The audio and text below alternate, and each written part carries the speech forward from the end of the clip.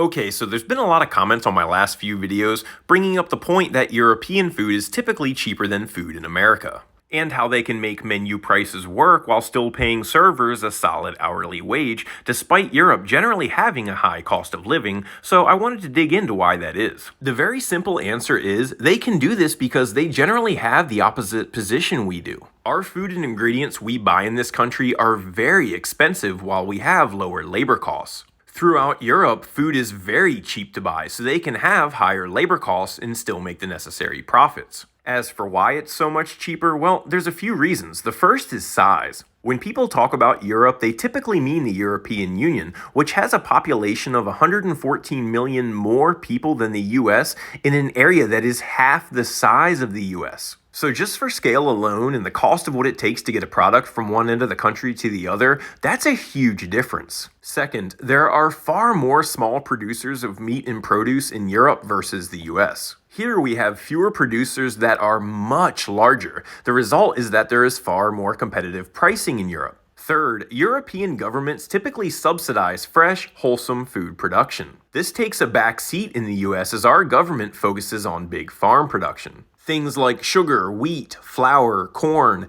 dairy, and soybeans, with little care given to seafood, fresh produce, or organic animal products. Fourth, they eat more locally. They don't have massive food farms producing product for the entire nation. From grocery stores to restaurants, they carry far more product that is sourced from local growers. This cuts out both the middleman and the extreme shipping cost in the process. Fifth, they eat what is seasonal. In the US, we have far higher expectations for all types of produce to be available in all states year-round. Think about that. We expect tomatoes at every restaurant across the US that has a burger, and bell peppers at every Mexican place, and corn at every barbecue place, no exceptions, whether it's California or Maine. Lastly, our food expectations are very different culturally, especially with things like produce. Here we are very focused on appearance. We want peaches and tomatoes that look perfect, regardless if the peach is hard or the tomato is pink inside and both are flavorless. Europeans strongly favor flavor and scent.